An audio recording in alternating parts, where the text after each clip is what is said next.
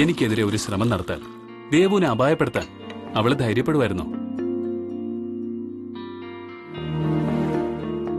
പിന്നെ generation gap, മുതിർന്ന തലമുറയുമായിട്ട് adjust ചെയ്യാൻ പറ്റില്ല എന്ന് പറയുന്ന യുവാക്കൾ അവരുടെ മക്കളുമായിട്ട് അഡ്ജസ്റ്റ് ചെയ്യുന്നുണ്ടല്ലോ. അത് വേറൊരു ജനറേഷനല്ലേ? മുത്തശ്ശനെയും മുത്തശ്ശിയെ ഉപേക്ഷിച്ച് കളഞ്ഞ അച്ഛനമ്മമാരെ കണ്ട് വളരുന്ന മക്കളും ആ പ്രായം എത്തുമ്പോ അതേ ചെയ്യൂ. പിന്നെ ഈ തീരുമാനത്തിൽ സൂര്യനാരായണന്റെ ചെറിയൊരു സ്വാർത്ഥത കൂടിയുണ്ടമ്മേ. സൂര്യനാരായണന് ചെറുപ്പത്തിൽ നഷ്ടപ്പെട്ട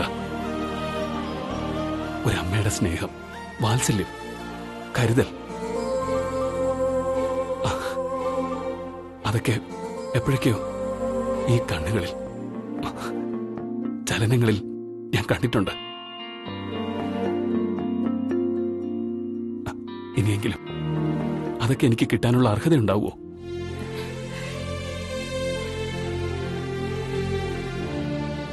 മക്കള് പോയിട്ട് വാ. അമ്മയും അച്ഛനും മുത്തശ്ശിയൊന്നും എവിടെയും പോണില്ല, ഇവിടെ തന്നെ ഉണ്ടാവും.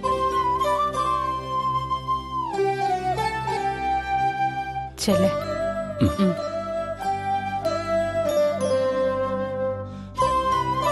അമ്മ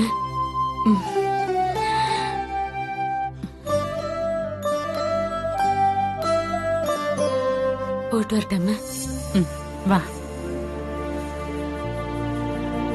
പ്രശ്നങ്ങളൊക്കെ ഇവിടെ തന്നെ ഉപേക്ഷിച്ചാവണം മോളുടെ യാത്ര. തിരിച്ചു വരുമ്പോ കാർമേഘങ്ങളില്ലാത്ത നീലാകാശമാവണം മനസ്സ്. അവിടെ മഴവില്ല് പോലെ പുതിയ സ്വപ്നങ്ങൾ വേണം, പുതിയ ജീവിതം ഉണ്ടാവണം. അമ്മ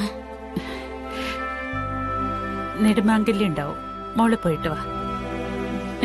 ദേവു, ഇതെന്താ ഈ സമയത്തൊരു അനുഗ്രഹം വാങ്ങല്? എനിക്കെങ്ങനെ തോന്നി അമ്മ. മോള് പോയിട്ട് വാ, നല്ലതേ ഉണ്ടാവും. പോയിട്ട് വരാം. പോയിട്ട് വാ മോനെ. വാ.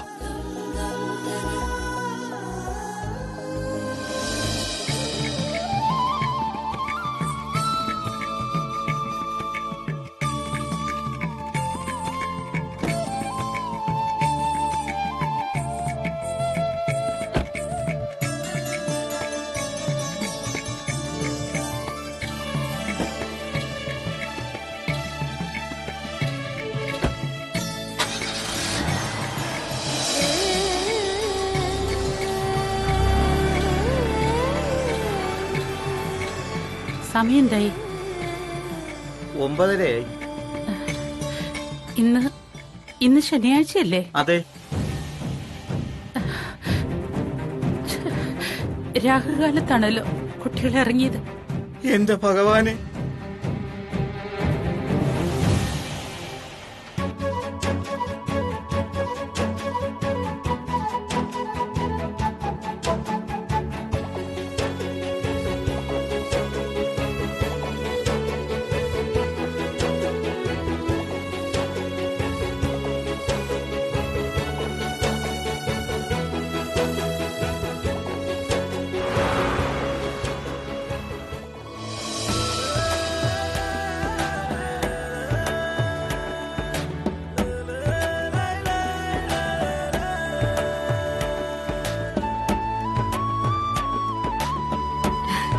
പോവാം.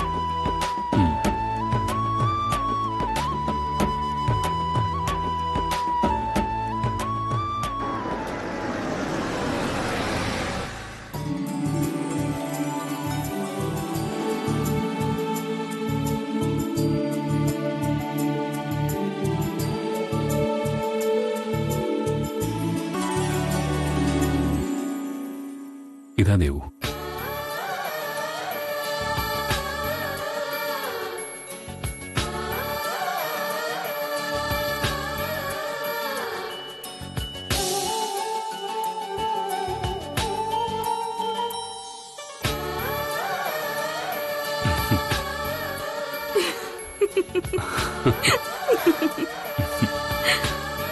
ഇങ്ങനെ പിച്ചാനാണെങ്കിൽ ഇനിയും പിച്ചിക്കോ.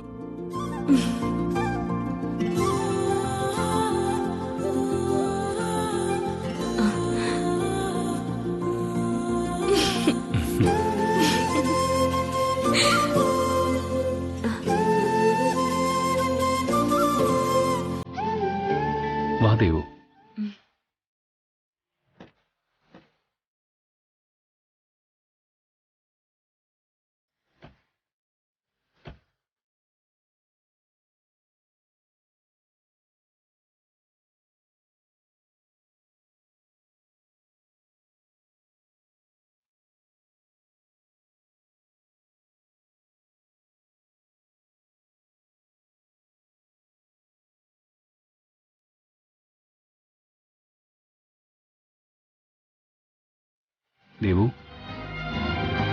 ദേ നോക്കിയേ. അതുപോലെയാണ് നമ്മള്. കടലും കരയും.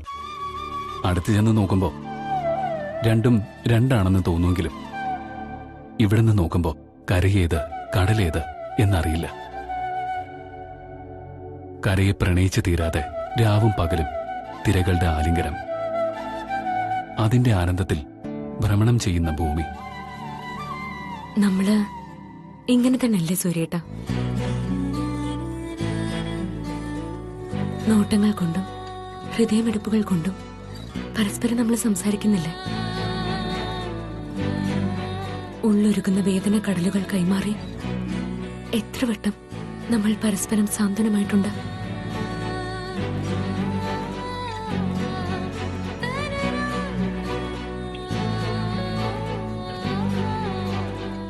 ഈ കണ്ണുകൾ ഇനി നിറയാൻ പാടില്ല ദേവു. സൂര്യന്റെ ജീവിതത്തിന് പിന്നെ അർത്ഥമില്ലാതാവും.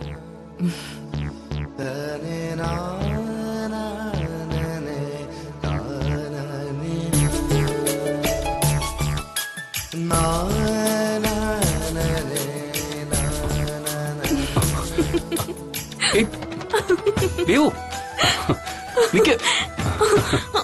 സൂര്യേട്ട,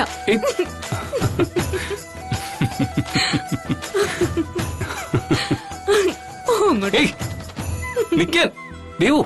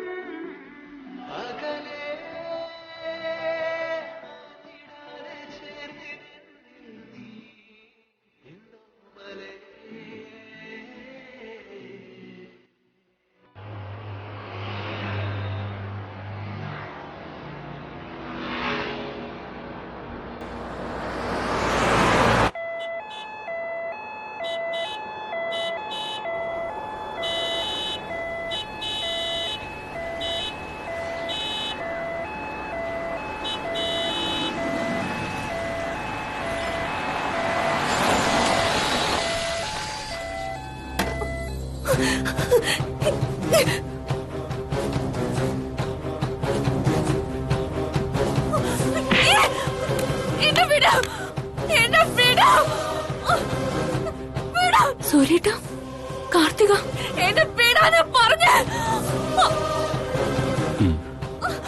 വേണ്ട വേണ്ട, എന്നെ വിട.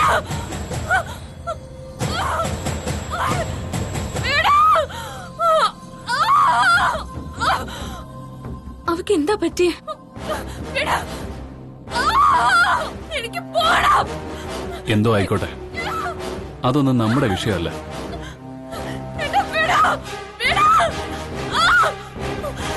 എനിക്ക് പോണം, എനിക്ക് ജീവിക്കണ്ട. സൂര്യേട്ടാ, എന്നാലും ഒന്ന് നോക്കാം. ദേവു, വേണ്ടാന്ന് പറഞ്ഞില്ലേ?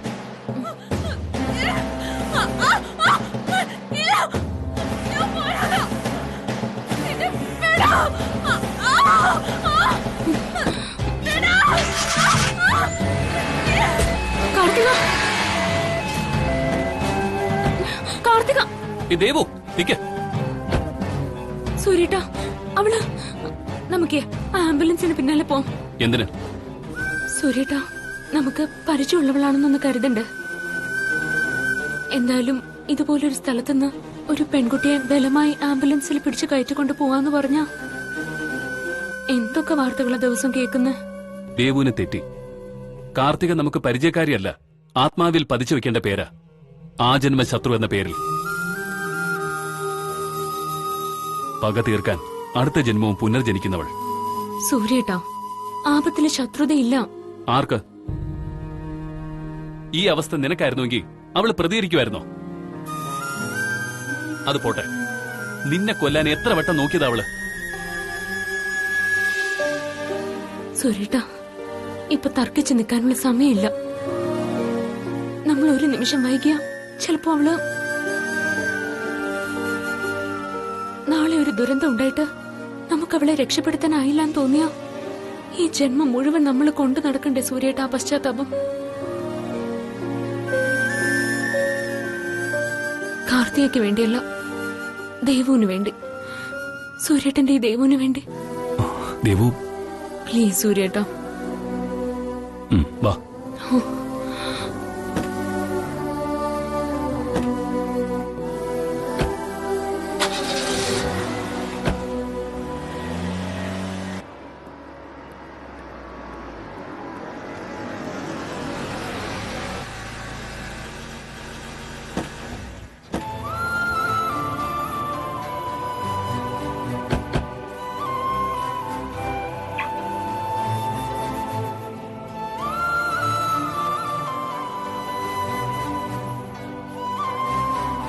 Excuse me. യെസ്. ഇപ്പൊ ഒരു കുട്ടിയെ ഇങ്ങോട്ട് കൊണ്ടുവന്നില്ലേ ഒരു ആംബുലൻസില്? ആ, കൊണ്ടുവന്നു. ആ കുട്ടിയെ കുറിച്ച് ഒന്ന് അറിയാൻ വേണ്ടിയായിരുന്നു. അറിയാനോ? അല്ല, ആ കുട്ടിക്ക് എന്താ അസുഖം? അതെനിക്ക് കൃത്യമായിട്ട് അറിയില്ല. സൈക്കാട്രി ഡിപ്പാർട്ട്മെന്റിലുള്ള ഡോക്ടർ ജോൺ സാമുവലിന്റെ പേഷ്യന്റാ ആ കുട്ടിന്ന് എനിക്കറിയാം. Doctor John Samuel. ഇതാ ഡോക്ടർ വരുന്നു. Excuse me doctor. Yes. Karthika Menon ഡോക്ടറുടെ പേഷ്യന്റ് അല്ലേ? അതെ. ആ കുട്ടിക്ക് എന്താ അസുഖം? നിങ്ങളാ കുട്ടിയുടെ? ഞങ്ങൾക്ക് വളരെ വേണ്ടപ്പെട്ട കുട്ടിയാ. എന്നിട്ടും കാര്യങ്ങളൊന്നും അറിഞ്ഞില്ലേ? ഞങ്ങളിവിടെ കുറച്ചു നാളെ ഉണ്ടായിരുന്നില്ല ഡോക്ടർ, പുറത്തായിരുന്നു. ഇപ്പോ റോഡിൽ നിന്ന് ആ കുട്ടിയെ ആംബുലൻസിൽ പിടിച്ച് കയറ്റിക്കൊണ്ട് പോകുന്നത് കണ്ടു. ഓ, ഐ സി. ആ കുട്ടിക്ക് സാരമായ പ്രശ്നങ്ങളൊന്നുമില്ലല്ലോ? എന്തെങ്കിലും മെന്റൽ പ്രോബ്ലം? മെന്റൽ പ്രോബ്ലം ഉണ്ട്, പക്ഷേ ശരിക്കും അതല്ല പ്രശ്നം. She's a dying patient. ജീവിതത്തിൽ ഇനി വളരെ കുറച്ച് ദിവസങ്ങൾ മാത്രമേ ആ കുട്ടിക്ക് അവശേഷിക്കുന്നുള്ളൂ. ചെറുപ്പത്തിൽ തന്നെ ആ കുട്ടിക്ക് ചില സൈക്കിക് പ്രോബ്ലംസ് ഉണ്ടായിരുന്നു. അച്ഛനമ്മമാരില്ലാതെ വളർന്നതുകൊണ്ടുള്ള ഹൈപ്പർ ആക്ടിവിറ്റി എന്നാണ് ഞങ്ങൾ ആദ്യം കരുതിയത്. പക്ഷേ അതായിരുന്നില്ല. എന്തെങ്കിലും ഒരു സാധനത്തിന് വേണ്ടി വാശി പിടിച്ചാൽ അത് കിട്ടിയേ തീരൂ എന്നുള്ള അവസ്ഥ. 6 വയസ്സിൽ ഒരു ഉത്സവ പറമ്പിൽ കണ്ട ചെറിയൊരു പമ്പരത്തിന് വേണ്ടിയിട്ട് വാശി പിടിച്ചു. 3 ദിവസം കരഞ്ഞ കാർത്തികയെ അവസാനം ശ്വാസം കിട്ടാതെ മരണാസന്നയായ അവസ്ഥയിലാണ് ഈ ഹോസ്പിറ്റലിൽ അഡ്മിറ്റ് ചെയ്തത്. ട്രീറ്റ്മെന്റ് കൊണ്ടല്ല, പകരം പമ്പരം കിട്ടിയിട്ടേ അവളെ കരച്ചിൽ നിർത്തിയുള്ളൂ. സാധാരണഗതിയിൽ ഇത്തരം പ്രോബ്ലംസ് ഉണ്ടെങ്കിൽ വളരും തോറും കുറയുകയല്ല, കൂടുകയാണ് ചെയ്യുന്നത്. അതിനു പുറമെ ഇപ്പോ അവക്ക് മറ്റൊരു കൂട്ടുകാരനെ കൂടി കിട്ടിയിട്ടുണ്ട്, ബ്ലഡ് ക്യാൻസർ. ലോകത്തെവിടെ വേണമെങ്കിലും കൊണ്ടുപോയി ചികിത്സിച്ച് സുഖപ്പെടുത്താൻ ശേഷിയുള്ളയാളാണ് അവളുടെ ചേട്ടൻ വിശ്വനാഥൻ. പക്ഷേ ഈ രോഗത്തിന് ചികിത്സയില്ല. ഇതുകൂടാതെ വേറൊരു കുഴപ്പത്തിൽ കൂടി ചെന്ന് പെട്ടു ആ കുട്ടി. ആരെയോ പ്രേമിച്ചു, ആത്മാർത്ഥമായി വിശ്വസിച്ചു, കൂടെ ജീവിക്കുകയും ചെയ്തു.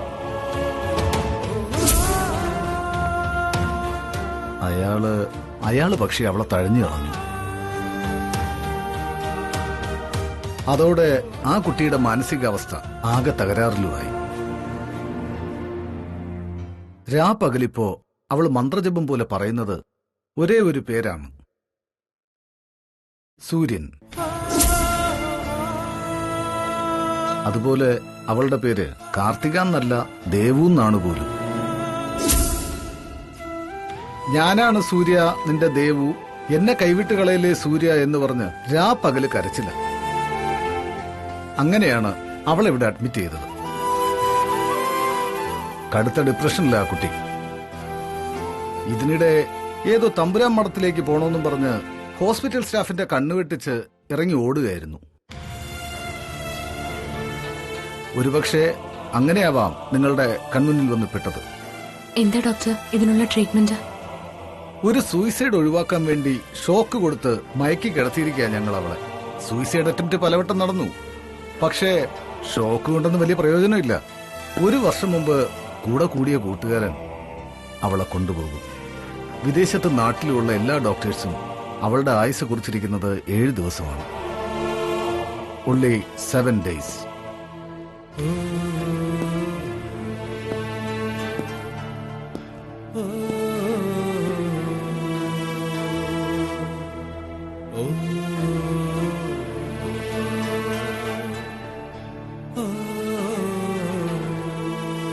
സൂര്യേട്ടാ,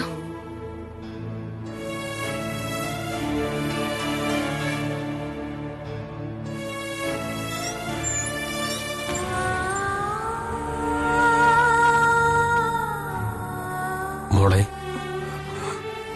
എന്നെ എന്തിനാ ഏട്ടാ ഇങ്ങോട്ട് കൊണ്ടുവന്നിരിക്കുന്നെ? മോൾക്കിടയ്ക്കിടയ്ക്ക് തലകറക്കം വരാറില്ലേ, അതുകൊണ്ടാ. എനിക്ക് വേറെ കുഴപ്പമൊന്നുമില്ലല്ലോ അല്ലേ? ഇല്ല മോളെ.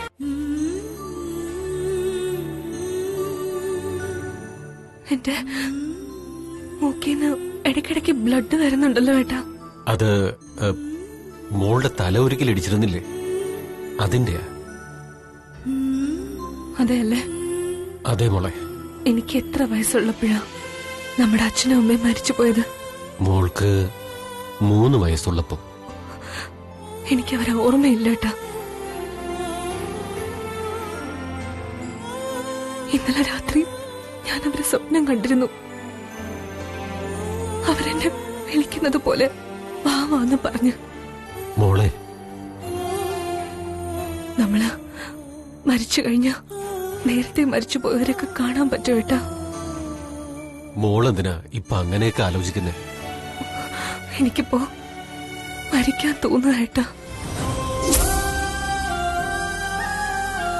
മോളെ, എന്താ മോളെ, എന്തിനാ നീ അങ്ങനൊക്കെ ചിന്തിക്കുന്നേ?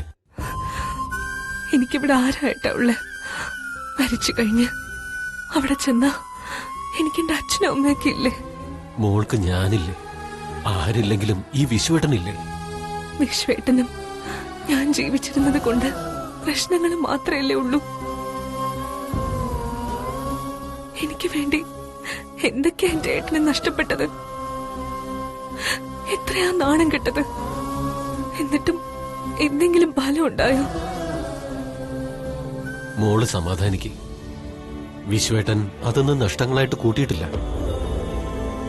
എന്റെ ഏറ്റവും വലിയ സമ്പാദ്യം മോള് തന്നെ.